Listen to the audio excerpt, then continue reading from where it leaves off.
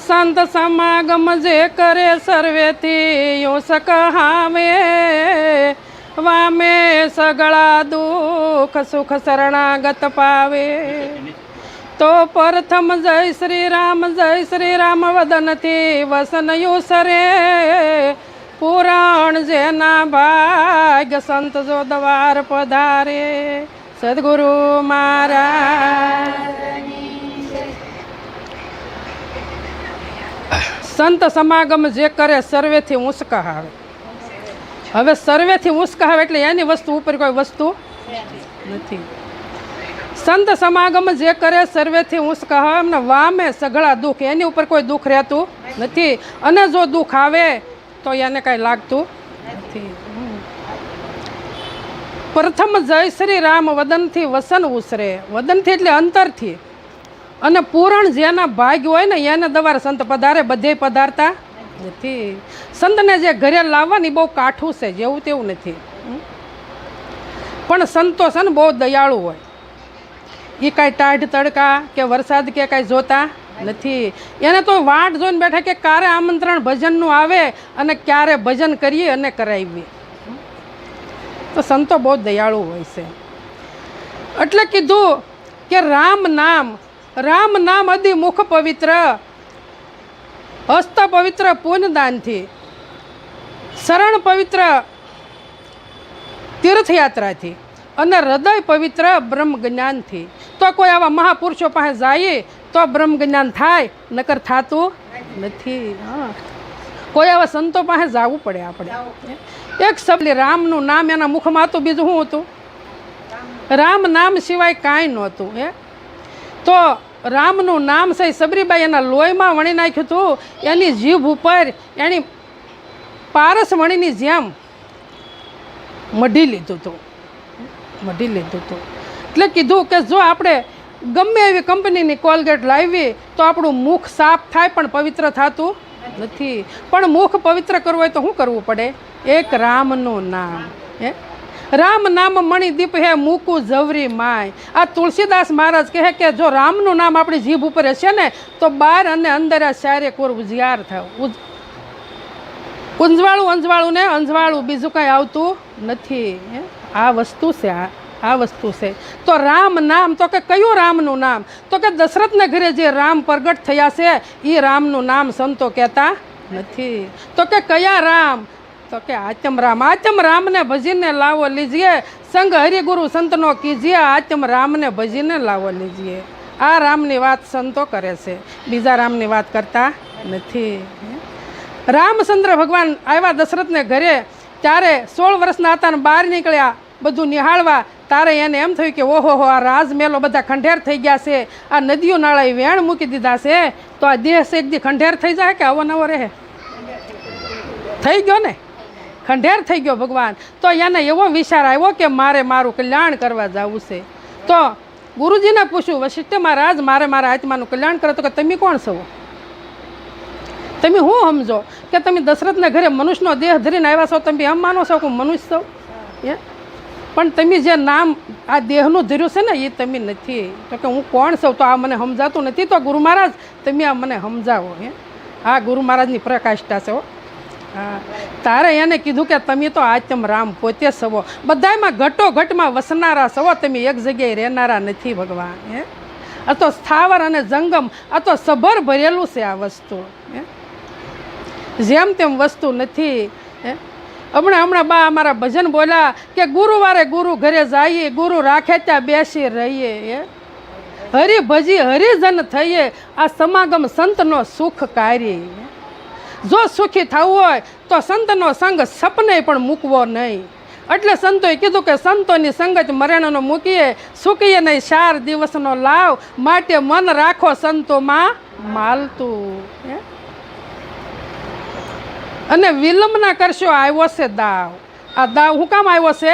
હરિભજન કરવા માટે આવ્યો છે. તો વિલંબ એટલે વાર લગાડવાની નથી. કોઈ આવા મહાપુરુષો મળી જાય તો ભગવાન પગમાં શરણું એનું લઈ લેજો. ન લીધું હોય ને તો લઈ લેજો, વાર લગાડતા નહીં. આ મનુષ્યનો દેહ છે આમનો એળે કાઢશો નહીં.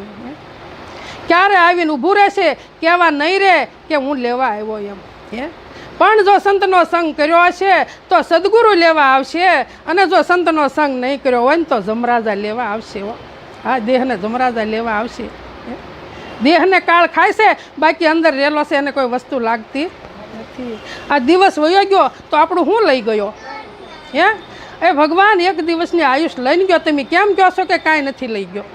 મહારાજ, એક દિવસની આયુષ ઓછી થઈ ગઈ તો આપણે વિચાર્યું કે કેટલા સુવાસા આપણા લેખે ગયા અને કેટલા આપણા અણલેખે ગયા. ઉઠ્યા નથી આપણે વિચાર કરીએ છીએ. તો સંતના શરણે ગયા હોય ને તો આપણે આવો વિચાર ક્યારેક કરવો જ હોવે કે આપણા કેટલા સુવાસા લેખે જાય છે અને કેટલા અણલેખે જાય છે. આ વિચાર પરમ જ્ઞાન. ભગવાન અર્જુનને કહેશે કે હે અર્જુન, વિચાર છે એ જ જ્ઞાન છે. તો હાન થાય ત્યાં આપણે હો વિચારો આવે, પણ વિચાર એક એવો આવી જવો જો કે એ વિચારે તમે ઠરી જવા જુઓ. આ સદગુરુનું વસન છે, વસન બીજું એકઈ નથી. તારે કીધું કે વસને વર્યા વિશ્વથી નારા. આવા મહાપુરુષો જે વસને વરી ગયા ને એ તો વિશ્વથી ન્યારા થઈ ગયા. એને વિશ્વને કાંઈ લેના દેના નથી. વસને વર્યા વિશ્વથી ન્યારા પૂંજાય થઈને દેવો. આ રામકૃષ્ણ જળકે જગતમાં કે પુરાણે દાખલો લેવા કોણ કહેશે? હરજીવનદાસ મહારાજ કહેશે. કે તમે બીજા કોઈનો દાખલો ન લો તો કાંઈ નહીં, પણ રામચંદ્ર ભગવાન અને કૃષ્ણ ભગવાન જેવા થઈ ગયા છે એનો તો તમે દાખલો લો. એ આપણી જેવા મનુષ્ય થઈને જ આવ્યા હતા. મીરા જવો, નરસિંહ મહેતા જવો, આ ગાથાઓ ગવાય છે તો આવા મહાપુરુષોને શરણે જઈને આપણે પોતાને ઓળખી લઈ તો આપણી ગાથા કેમ ન ગવાય? ગવાય ભગવાન, ગવાય હો. પણ વસન ઉપર રહેવું જોઈએ. મહાપુરુષો જે થઈ ગયા ને એની વસન પાડ્યા છે. એટલે ગંગા સતીને કહેવું પડ્યું કે વસન વિવેકી જે નરને નારી પાનબાઈ, આ બ્રહ્માદિક લાગે એને પાય. આ તારે બ્રહ્મા પણ એને પાય લાગે છે. ક્યારે? કે વસન ઉપર ખડા રહી ગયા છે. હો, એની બીજો કંઈ વિચાર જ નથી કર્યો વસન સિવાય. એટલે ગંગા સતી કીધું કે અસલ વસન કોઈ દે સળે નહીં પાનબાઈ, ભલે ગાળે અહો કાળા વનમાય. હું કીધું અસલ વસન કોઈ દે સળે નહીં પાનબાઈ. અસલ વસન કોને કહેવાય? પોતાના વસન ઉપર ખડા રહ્યા, બીજો પ્રાણ જ્યાં સુધી ચાલુ રહેતા બીજો વિચાર ન આવે અને વસન ઉપર ખડા થયા કહેવાય. અને એ વસન હળે નહીં તો કામનું આ દેહમાં કદાચ 80 વર્ષ રહે, 90 વર્ષ રહે, કદાચ 100 વર્ષ રહે, પણ વસન છે એ અડીખમ એમનેમ રહેવું જોઈએ, આઘું પાછું થવું જોવે નહીં. આ હરજીવનદાસ મહારાજ કહેશે કે કાયા છે કામની ત્યાં સુધી જાણશો જેટલી મુદત તમે જીવો. આ કાયા છે કામની ત્યાં સુધી જાણશો જેટલી મુદત તમે જીવો, પણ શુભ અને અશુભ આ સદગુરુને સોંપી અને પ્રેમે વસનામૃત પીવો. ભાઈ, દેહમાં વસન એક દીવો, દેહમાં વસન એક દીવો છે. જે તમારા દેહમાં જે બોલી રહ્યો છે, જે તમારું કાર્ય બધું કરાવી રહ્યો છે એ જ દીવો છે. પોતે કાંઈ કરતો નથી. પણ કીધું કે મૂળ વસનનો મર્મ કોણ જાણે? આ મૂળ વસનનો મર્મ કોણ જાણે? તો કે હોય હરિશ્ચંદ્ર જેવો. આ હરિશ્ચંદ્રની વાત આવી. જો તમે વસન પાળ્યું તઈએ ને, 3 વસન ઉપર ખડા રહી ગયા હતા. આપણે એકને રહેવું તોય નથી રહી શકતા. વિચાર કરો, એક ઘરમાંથી એકને વસન પાળવું છે તોય પળાતું નથી. આ 3 વસન ઉપર ખડા રહી ગયા. જુઓ તમે કે મૂળ વસનનો મરમ કોણ જાણે? તો કે મૂળ વસન કયું છે? મૂળ વસનને આપણે ઓળખીએ છીએ. મૂળ વસને રહ્યા એની વાત છે હો, બીજાની વાત નથી. મૂળ વસને હોય હરિશ્ચંદ્ર જેવો. મૂળ વસનનો મર્મ કોણ જાણે? કે હોય હરિશ્ચંદ્ર જેવો. આ હરજી પ્રભુ એની પૂઠે ફરે, આ સમજાય તો સત્યનામ છે. બસ એટલી જ વાત છે મહારાજ. એટલી જ વાત છે, બીજી કાંઈ વાત નથી. એક સત્યનામ નક્કી કરી લેવાનું છે.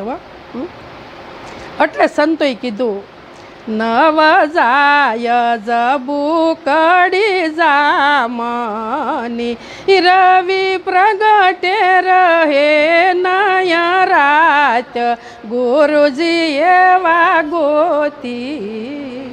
હવે તમે જુઓ તો ખરા સંત કેવી વાત કરે છે. ન જાય જબુકડી જામની. અષાઢ મહિનાનો મેઘ વરસતો હોય અને વીજળી કડાકા ફડાકા હબાકા કરતી હોય તો કાંઈ રાત વહી થોડી જાય?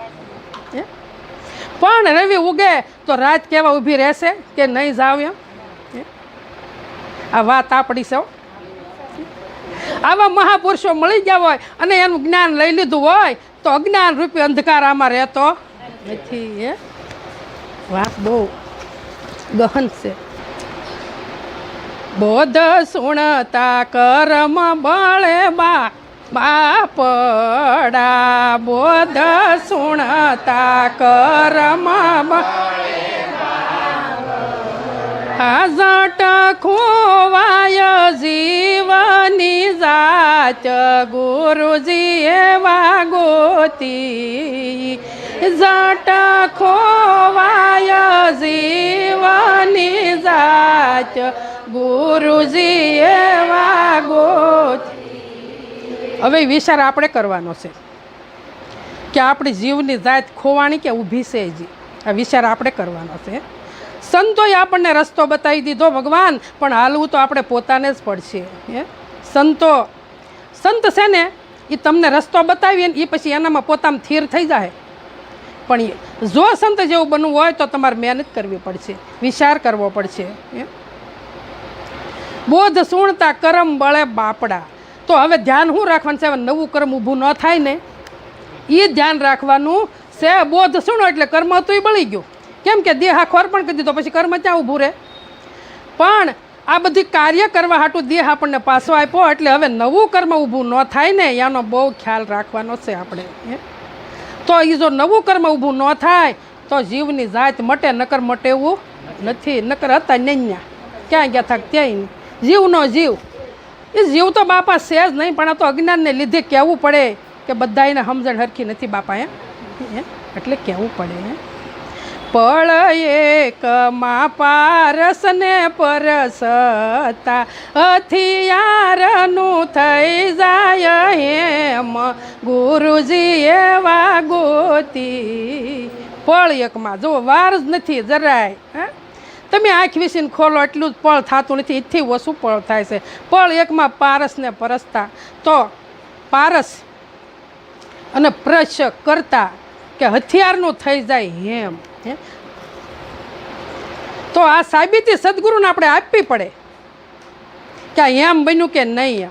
એમ પારસ છે સદગુરુનો શબ્દ છે અને શિષ્ય છે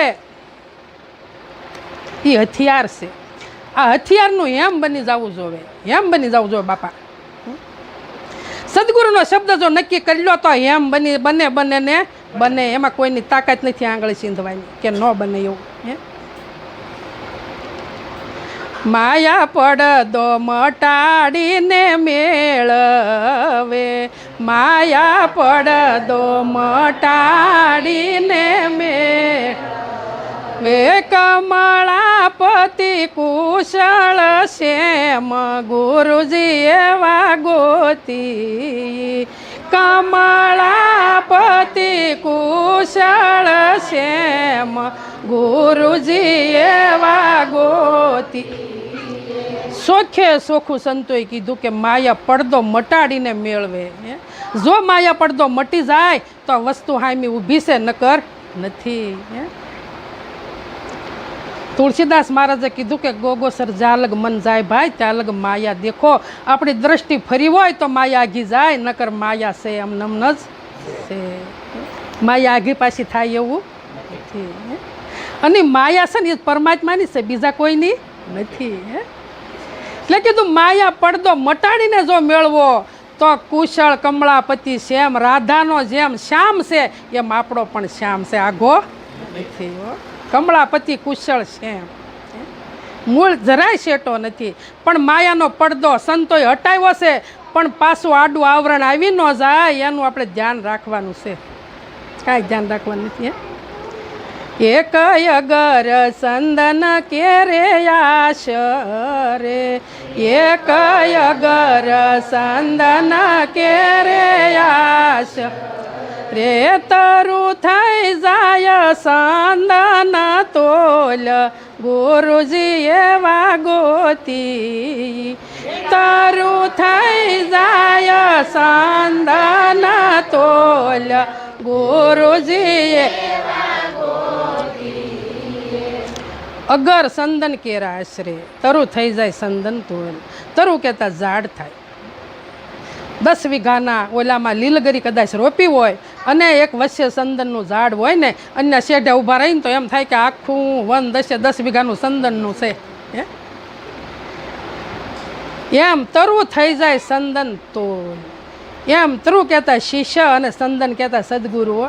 જો સદગુરુનો શબ્દ અડી જાય તો સંદન બને ને બને હો. એમાં કોઈ મેખ મારે એવું નથી. પણ સત્ય શબ્દો પકડી રાખી તો આ સત્યની જ વાત છે, અહીંયા બીજી કોઈ વાત જ નથી.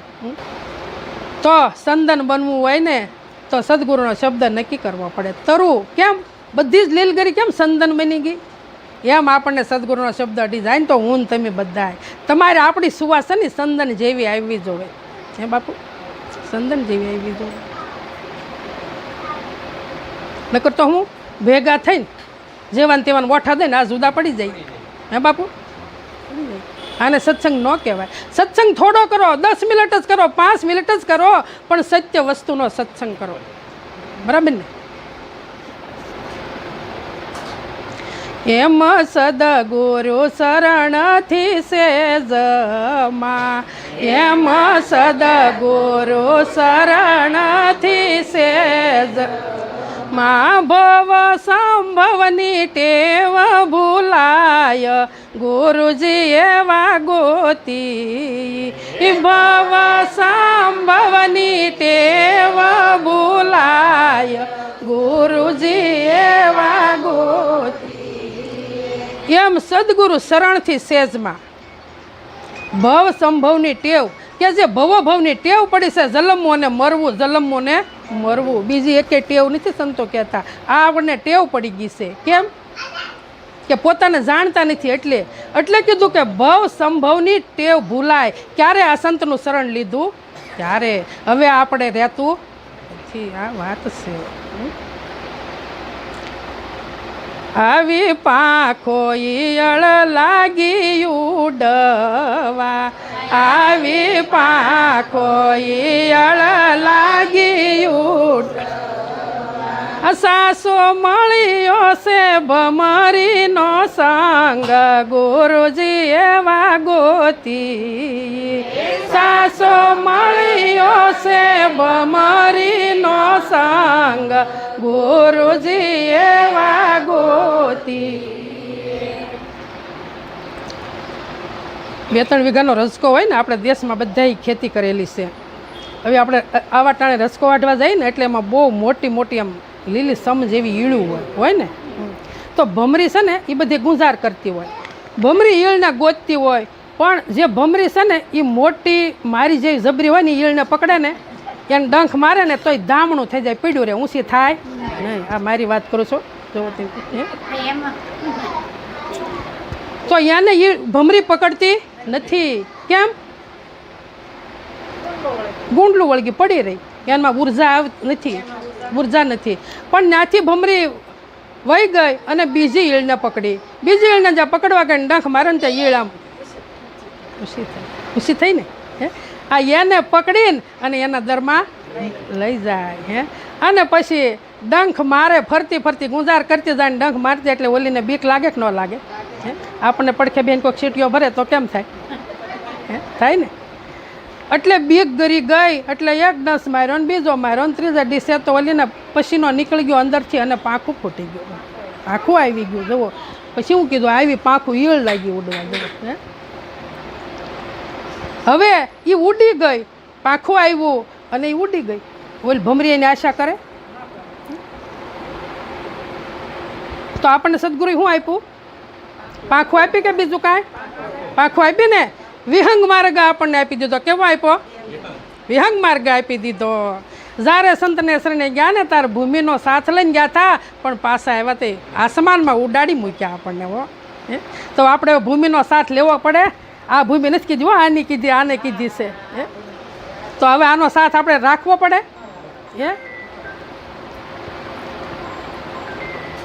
આવી પાંખો ઈયળ લાગી ઉડવા. તો આપણને સદગુરુએ ઉડતા કરી દીધા છે, આપણને સિંહ બનાવ્યા છે. તો આપણે બે ન કરાય. હવે સિંહ બની જાવ. સંતના શરણમાં જાય એટલે સિંહ બની જાય. સિંહ વનમાં એક હોય ને એક જ ત્રાડ ભેગા બધા ઘેટા બકરા જે વાઘ વરુ જે હોય ને બધા વયા જાય. એટલે આપણે સદગુરુએ તાકાત આપી છે, પણ આપણે વસને રહીએ તો નકર નહીં. મણિ દીપ મંદિર માઈ મેલિયો, મણી દીપ મંદિર માય કબુ માસ બારે માસમાં કબુ ન બુજાય ગુરુજી એવા ગોતી બારે માસમાં કબુ ન બુજાય ગુરુજી એવા ગોતી મણિદીપ મણિદીપ એટલે પ્રકાશ આ મંદિર છે આમાં સદગુરુએ પ્રકાશ પ્રગટ કર્યો છે મણિદીપ મંદિર માહી મૂક્યો એને કીધું કે 12 માસોમાં કબૂ ન બુજાય તો આપણે 12 માસ કોને કહી શકીએ 12 મહિનાના હે તો 12 માસ કોને કહેવાય કે 12 માસમાં કબૂ ના બુજાય હે કોઈ 12નું વર્ણન કર્યું કોઈ 42નું કર્યું કોઈ 52નું કર્યું કોઈ 82નું કર્યું હે બાપુ તો 12 કેમ કરવા 3 ગુણ 4 અંતસ્કરણ કેટલા થયા અને 5 ભૂતનો કેટલા થયા ઇન્દ્રિય 14 છે પણ કોઈ 12નું વર્ણન કર્યું તો કે 12 માસમાં દીપક બુઝાય નહીં અને બુઝાય ને તો આને બાળી દે રહેવા દે નહીં એટલે કીધું કે 12 માસમાં કબૂર ના બુઝાય આ ગુરુજી એવા ગોતી ગુરુજી રોમે રોમ પરમાત્મા પ્રગટ કરી આપ્યા છે આપણને તો ઇન્દ્રિયનું ખાલી વરણ કરે છે પરમાત્મા કઈ જગ્યાએ નથી એક ખાલી તમને નખમાં કાંટો જરીક વાગ્યો હોય ને અંગૂઠામાં તો અહીંયા ખબર પડે ને કે ન પડે ને તો રોમે રોમમાં પરમાત્મા છે પરમાત્માનો વાસ કઈ જગ્યાએ નથી એટલે કીધું કે નામ સમવડ નથી જાણજો કેવા સરખું કહીએ સ્થાવર જંગમ સભર બરાબર પણ સદગુરુ શબ્દ લઈએ જો સદગુરુનો શબ્દ આપણે નક્કી કર્યો હોય તો કોઈ જગ્યા ખાલી પરમાત્મા વગરની ખાલી નથી સંતો આપણે સમજાવીને રોજે સત્સંગ સમજાવે પણ આપણે એકના બે ન થાય બાપુ એક બાપુ જેવા ગુરુ હતા અને એના આપણા બધા જેવા શિષ્ય હતા એટલે બાપુને એમ થયું કે હવે મારે છે ને આ દેહ છોડવાનું ટાણું આવ્યું છે પણ આમાં કેટલા જાગ્યાની લાવીને પરીક્ષા મને લેવા દે ને કેટલા જાગ્યા એમ હે એટલે બાપુ તો એક દી હુઈ ગયા સાનામાના ઊભા ન થયા તો એક પછી એક મીંડા આવવા કે કેમ બાપુ હુતા કે બહુ પેટમાં દુખે કેમ બાપુ હુતા કે બહુ સારું પેટમાં દુખે પણ જો કોઈ સિંહણનું દૂધ લાવી દે તો પેટમાં દુખતું સારું થાય નકર થાય સિંહણનું દૂધ હો તમે જુઓ સિંહણ કોને કહેવાય ભક્તિને સિંહણ કહેવાય હો સિંહણ કહેવાય એમ કરતાં કરતાં શિવાજી આવ્યા એલા શું છે બધું બાપુને બહુ પેટમાં દુખે બાપુ શું છે એ કે ભાઈ પેટમાં બહુ દુખે છે પણ જો કોઈ ઔષધિ સિંહણનું દૂધ લાવી દે તો પેટમાં દુખતું સારું થાય નકર થાય એવું શિવાજી તો કોથળો પહેરીને ઉપડ્યા જંગલમાં જાય ગમે ના બધે જોવે નજર જ્યાં હોય નજર ફેરવે પણ સિંહણ ત્યાં દેખાતી નથી સિંહણ દેખાય પણ પાછી દૂધ આપે દૂધણી હોવી જોવે ને તો દૂધ મળે ને સિંહણનું નકર મળે નહીં હે એમ કરતાં કરતાં બહુ ભટક્યો વનમાં બહુ ભટક્યો પણ સિંહણ ત્યાં દેખાતી નથી પણ સદગુરુને એમ થયું કે શિષ્ય ભક્તિમાં પરિપૂર્ણ થઈ ગયેલો છે અને આને જો દૂધ નહીં મળે તો એને એમ થાય કે મારા ગુરુજીના પ્રાણ વયા જાય એટલે ગુરુજી સદગુરુ પોતે સિંહણ બિના વિચાર કરો હે ભક્તિ કોની પાસે આવા મહાપુરુષો પાસે છે હો આપણી પાસે નથી જે જવો તમે હે સદગુરુ સિંહણ બન્યા અને ઊંચે ઢોરે બેઠા હે સારે કોઈ બસલા ધાવે છે એના અને શિવાજી તો હાથ જોડીને ઊભા એ માં આ તારા બસ્સા છે ને એક હું એવું તારું બસું છું મારે એક એટલી જ ઔષધિ જોવે છે મારે જાજુ જોતું નથી મારા ગુરુજીના પ્રાણ વયા જાય છે વિચાર કરો હવે દૂધ લઈને ઘેરે આવ્યા ત્યાં સદગુરુ બેઠા છે આ સદગુરુની પરાકાષ્ઠ છે હો જવો તમે હે પણ આપણને સદગુરુને પારખતા આવડતું નથી પણ એકવાર તમે સદગુરુને પારખી જોવો કે સદગુરુ કોને કહેવાય સદગુરુ તે શેટો નથી બાપડો બહુ દયાળુ છે હો બધાયની વારે આવે અમીરની અને ગરીબની બધાયની વાર આવે સદગુરુ કોઈ એકના નથી પણ પારખે ને એની પાસે સદગુરુ વધારે રહેશે શેટા નથી રહેતા